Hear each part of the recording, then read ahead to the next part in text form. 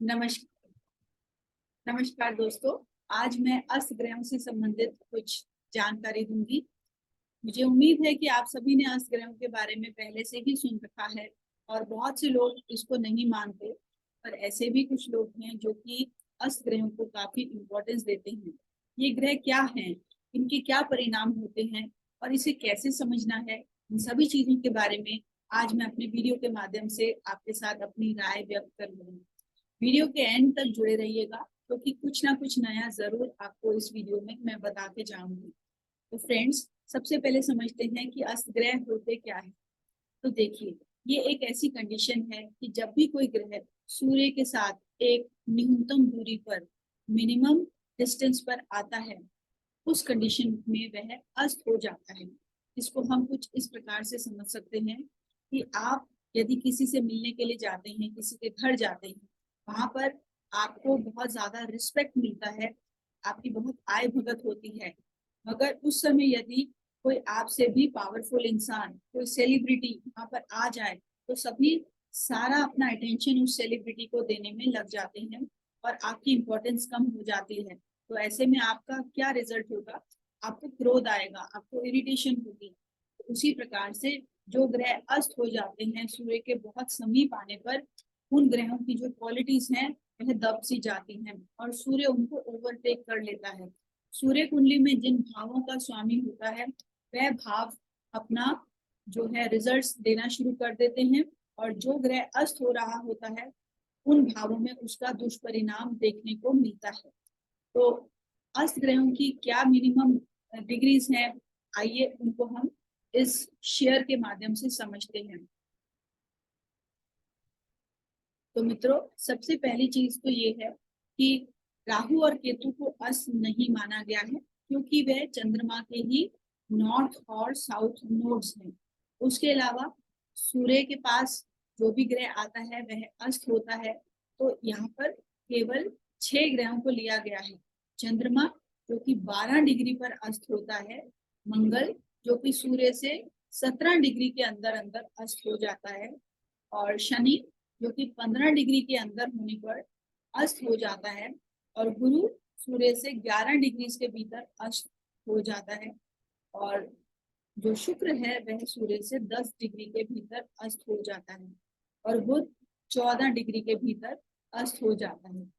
तो इनके क्या परिणाम होते हैं, आइए हम इसे कुछ इस वीडियो के माध्यम से समझते हैं। अब यहाँ पर आपको किन चीजों का रिजल्ट का ध्यान रखना है अस्त ग्रहों का, जिसको हम कंबशन भी कहते हैं, तो वो मैं आपको एक एक करके समझाती हूँ। ग्रह जब सूर्य के पास आता है तो वह एक क्रोधी उसमें कंडीशन में चला जाता है। सेकंड चीज है, आपकी कुंडली में हर ग्रह किसी न किसी भाव का कारक है, तो वह भाव भी पीड़ित हो जाते हैं। जैसे कि आपके आपका लग्न, मान लीजिए कि आपका 3 नंबर का लग्न है। यदि 3 नंबर का लग्न है तो शुक्र जो है आपके 12वें भाव और 5वें भाव का कंट्रोलर है, तो इन भावों का लॉर्ड है। तो शुक्र हमें मालूम है कि 7th हाउस का भी कारक होता है। यदि कुंडली में आपके शुक्र अस्त हो जाए तो 7th हाउस तो पीड़ित होगा ही, उसके अलावा आपका 12th हाउस जहाँ का वो लॉर्ड है और आपका 5वां घर जहाँ का वह लॉर्ड है, यह दोनों भाव भी अफेक्ट हो जाते हैं, पीड़ित हो जाते हैं। पर जरूरी नहीं है कि हर समय ही इसका आपको दुष्परिणाम देखने को मिले। ऐसी कुछ कंडीशंस हैं जिनमें कि आपको अस्त ग्रहों के अशुभ परिणाम मिलते हैं और कुछ कंडीशंस में आपको इनके अच्छे परिणाम मिलते हैं। अब हमने देखा कि कारक और भाव दोनों ही यहाँ पर पीड़ित हो जाते हैं यदि उनसे संबंधित ग्रह अस्त होता है। यदि सूर्य आपकी कुंडली में 3, 6, 8, 12 यह कुछ मेलेफिक भाव होते हैं, अशुभ भाव होते हैं, इन भावों का यदि लॉर्डशिप रखता है सूर्य, तब आपको अस्त ग्रहों के ज्यादा दुष्परिणाम देखने को मिलते हैं, क्योंकि यह भाव अच्छे भाव नहीं माने गए, कुछ ना कुछ आपको पीड़ा देने से संबंधित भाव माने गए हैं। उसी प्रकार यदि सूर्य किसी ग्रह को अस्त कर रहा है और वह खुद भी कुंडली में नीच का हो रहा है या पीड़ित हो रहा है, तो उसके अस्त करने के दुष्परिणाम आपको नहीं मिल पाएंगे, क्योंकि अस्त करने वाला ग्रह खुद ही पीड़ित हो रहा है। तो ऐसे में जो ग्रह अस्त होता है उसको कोई भी दोष नहीं लगता। उसी प्रकार से सूर्य यदि आपकी कुंडली में केंद्र और त्रिकोण भावों का स्वामी है तो भी आपको अस्त के बुरे रिजल्ट्स देखने को नहीं मिलते। तो थोड़े बहुत जरूर मिलेंगे पर बहुत ज्यादा बुरे रिजल्ट्स देखने को नहीं मिलते।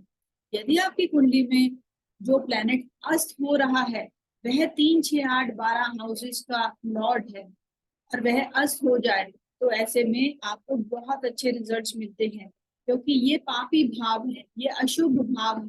अशुभ भाव का ग्रह यदि पीड़ित हो जाए, अस्त हो जाए, तो नेटिव को, जातक को यहाँ पर लाभ हो जाता है, ये धन लाभ कराने में सक्षम होते हैं। उसी प्रकार से यदि आपकी कुंडली में 6, 8, 12 भावों में जाके ग्रह अस्त हो रहा है तो बहुत खराब परिणाम मिलते हैं। ध्यान रखिए कि मैं कहाँ पर भाव की बात कर रही हूँ और कहाँ पर भाव के स्वामी की बात कर रही हूँ। यहाँ पर मैं ये कह रही हूँ कि 6, 8, 12 जैसे भाव जो कि कुंडली के दुख देने वाले स्थान हैं, वहां पर बैठा कोई ग्रह यदि अस्त हो रहा है तब आपको उस ग्रह से संबंधित काफी खराब परिणाम देखने को मिल सकते हैं।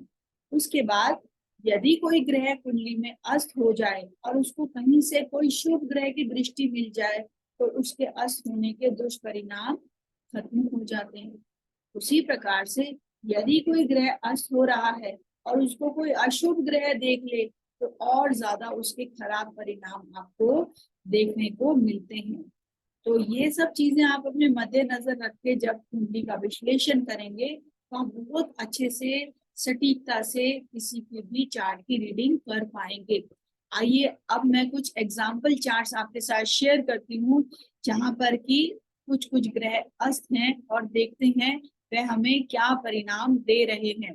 आइए, ये चार्ट एक लड़के की है जिसने अभी अभी 12वीं कक्षा के एग्जाम दिए हैं। यहाँ पर गुरु ग्रह अस्त हो रहा है जो कि उसके चौथे और 7th हाउस का स्वामित्व रखता है, और गुरु ग्रह 12वें भाव के सूर्य से अस्त हो रहा है। तो मैंने बताया था यदि सूर्य 6, 8, 12 का स्वामी है तो वह जिस ग्रह को अस्त करेगा उसको काफी खराब परिणाम देखने को मिलेंगे।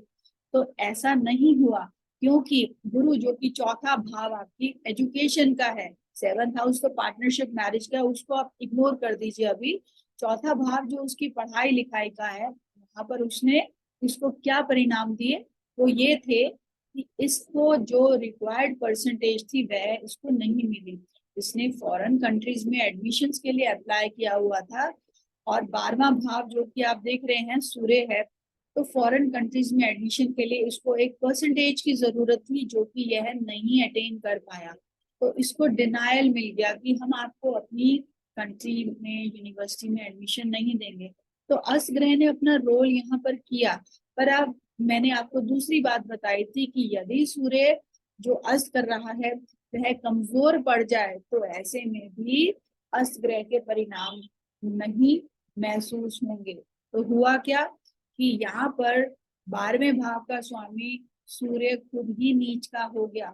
तो अस्त करने वाला ग्रह खुद ही जब नीच का होगा तो जिस भाव के स्वामी को अस्त करेगा उस भाव को कभी भी कोई दुष्परिणाम नहीं मिलेगा। तो ऐसे में अब क्या हुआ कि जिन यूनिवर्सिटीज ने उसको एडमिशन डिनाई किया था तो अब वो उनसे हट के दूसरी यूनिवर्सिटीज में एडमिशन के लिए ट्राई कर रहा है, और आशा है कि उसको बहुत जल्दी किसी अच्छी यूनिवर्सिटी में एडमिशन मिल जाएगी और वो भी फॉरेन कंट्री से जुड़ी हुई, क्योंकि यहाँ पर उसका फॉरेन कंट्री से एजुकेशन लेने का भी लिंक यहाँ पर बन रहा है।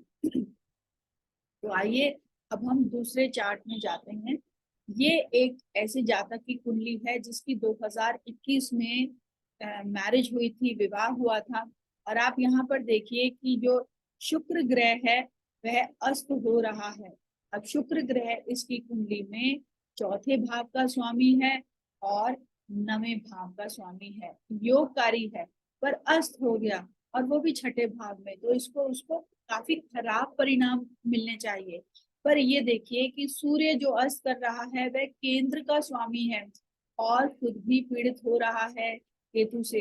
तो यहाँ पर सूर्य जो भी अस्त कर रहा है वह अपने खराब परिणाम देने में असमर्थ है। तो ऐसे में हुआ क्या कि परिणाम उसको सातवें घर की वजह से मिल रहे हैं, क्योंकि सातवां घर सूर्य का है। तो उसके विवाह, उसके पार्टनर की प्रॉब्लम्स की वजह से उसको अपना जो गृहस्थ जीवन है उसमें कठिनाइयां आनी शुरू हो गई। मगर क्योंकि सूर्य खुद ही कमजोर पड़ गया, तो जो भी उसको परेशानियां आई उससे उसको खास कोई फर्क पड़ा नहीं। उसकी दिनचर्या अभी भी ठीक ठाक ही चल रही है। और यहाँ पर आपने देखा कि अस्त ग्रह के अस्त होने के बावजूद भी बहुत ज्यादा दुष्परिणाम देखने को नहीं मिल रहे। अब नेक्स्ट चार्ट लेते हैं। ये एक आर्मी के नेटिव का है, जिसके आप देखेंगे कि मंगल ग्रह जो है वो अस्त पड़ रहा है। अब इसके केस में क्या हुआ कि इसका अभी 2 साल पहले ही डाइवोर्स हुआ, और सूर्य जो है 7th हाउस का लॉर्ड। तो इसकी वाइफ की ही वजह से इसको प्रॉब्लम्स आई। किसमें प्रॉब्लम्स आई? इसके 10th हाउस में और इसके 3rd हाउस में, क्योंकि इन्हीं दो घरों को मंगल संभाल रहा है इसके चार्ट में, और मंगल ही अस्त हो रहा है। तो इसकी वाइफ की ही वजह से इसके करियर में एक झटका लगा। वो ये कि इसकी वाइफ ने इसके खिलाफ बहुत सी बातें बोली, जिसकी वजह से इसकी प्रमोशन रुक गई। प्रमोशन रुकने की वजह से इसको थोड़ा सा यहाँ पर खराब परिणाम मिले, क्योंकि मंगल यहाँ पर अस्त हो रहा था। मगर यदि आप याद रखें तो मैंने बोला था कि केंद्र के स्वामी होके यदि सूर्य अस्त करता है तो खराब परिणाम नहीं होते, थोड़े से खराब परिणाम होते हैं, ज्यादा खराब परिणाम नहीं होते। तो यहाँ पर क्या हुआ कि यद्यपि उसकी वाइफ की वजह से उसको जॉब में कुछ कुछ प्रमोशन रुकी, पर उसकी जॉब अभी भी सेफ है और उसको बाकी सारी जो बेनिफिट्स हैं वो आर्मी के मिल रहे हैं। तो यहाँ पर कुछ हद तक सूर्य ने डैमेज किया, मगर बहुत ज्यादा डैमेज नहीं कर पाया। अब हम चलते हैं नेक्स्ट चार्ट पे, जो कि एक कॉर्पोरेट एग्जीक्यूटिव का चार्ट है। इनके केस में आप देखिए कि मंगल और शुक्र दोनों ही अस्त हो रहे हैं। अब आप देखिए कि मंगल ये खुद हैं, लगन के अधिपति हैं और इनके छठे भाव के भी स्वामी हैं। अब मैंने आपको बताया था यदि छठे भाव का स्वामी अस्त हो रहा हो तो बहुत अच्छे परिणाम मिलेंगे। ऐसा इंसान रोग मुक्त रहेगा और उसको धन लाभ भी होगा। और क्योंकि लग्न का स्वामी भी अस्त है तो थोड़ी बहुत परेशानियां इनको रह सकती हैं। क्योंकि केंद्र का स्वामी सूर्य अस्त कर रहा है तो परेशानी बहुत ग्रेटर लेवल की नहीं होगी। और यहाँ पर शुक्र भी अस्त हो रहा है, जो कि इनके विवाह को बतलाता है और इनके 12वें घर को बतलाता है। तो यहाँ पर इनको थोड़ा अपना कंफर्ट्स में थोड़ा तनाव रहता है। और विवाह की यदि बात करें तो विवाह में भी इनको थोड़ा तनाव है, बिकॉज जो ये शनि, सॉरी, ये जो शुक्र है यह भी अस्त हो रहा है। पर क्योंकि सूर्य जो है केंद्र का स्वामी है तो ये बहुत ज्यादा हाई लेवल का डैमेज नहीं कर पा रहा। अब हम नेक्स्ट चार्ट पे जाते हैं, जो कि सुपरस्टार अमिताभ बच्चन का चार्ट है। अमिताभ बच्चन जी के चार्ट में आप देखें कि मंगल और शुक्र कंबस्ट हैं, अस्त हैं। अब मंगल इनके 10th हाउस को कंट्रोल करने वाला प्लैनेट है, और शुक्र जो है इनके चौथे घर को और 9th हाउस ऑफ भाग्य को कंट्रोल करने वाला ग्रह है। अब आप ये देखिए कि सूर्य जो है सप्तमेश है, तो सप्तमेश होने की वजह से इनके साथ ऐसी एक घटना घटी कि जब ये 7th हाउस आपका पार्टनर भी है, तो जब ये एक सिनेमा सीन के लिए शूटिंग कर रहे थे तो इनके साथ जो भी फाइट का सीन कर रहा था उसका एक ऐसा इनको मुक्का लगा कि ये बहुत ट्रॉमा स्टेज में चले गए, ये बहुत ज्यादा बुरी तरह से घायल हो गए और फिर इनके बचने की भी उम्मीद कम होने लगी। तो क्योंकि अब आप देखिए कि सूर्य 7th हाउस केंद्र का स्वामी है, तो उसके कंबशन के इफेक्ट का असर यहाँ पर अशुभ नहीं हुआ, जिसकी वजह से अमिताभ बच्चन जी रिवाइव हो गए और वे दोबारा से नॉर्मल कंडीशन में आ गए, ठीक ठाक हो गए। तो यहाँ पर ऐसा इसलिए हुआ क्योंकि सूर्य एक तो केंद्र का स्वामी था, दूसरा सूर्य खुद ही वीक हो गया अष्टम भाव में आने पर। और यहाँ पर जो मंगल था, इनका करियर वो थोड़े टाइम के लिए जरूर इफेक्ट हुआ। और इनकी जो घर गृहस्थी थी वहां पर भी इनको इफेक्ट देखने को मिला। इन्होंने लैंड के मामले में भी काफी नुकसान झेले हैं, क्योंकि जो वीनस है इनके चौथे घर का स्वामी है, तो उसमें भी इनको नुकसान तो हुए हैं। और यहाँ पर वीनस की स्थिति खराब है और मंगल की भी स्थिति खराब है, दोनों ही 8वें भाव में कंबस्ट हो रहे हैं। पर क्योंकि मंगल यहाँ पर विपरीत राजयोग बना रहा है कि आपकी कुंडली में तीसरे भाव का स्वामी भी है और 8वें भाव में सूर्य से अस्त हो रहा है, तो इसने अच्छे परिणाम देने हैं यहाँ पर। और शुक्र जो है क्योंकि योगकारी है और अस्त हो रहा है 8वें भाव में, तो इसने इनको काफी ज्यादा लैंड से रिलेटेड प्रॉब्लम्स दी। और उसके बाद ये कहीं ना कहीं रिवाइव भी कर पाए, क्योंकि सूर्य इनके 10वें घर का स्वामी था जिसने इनको अस्त किया। तो दोस्तों ये कुछ चार्ट्स थे जो मैं आपके साथ शेयर करना चाह रही थी।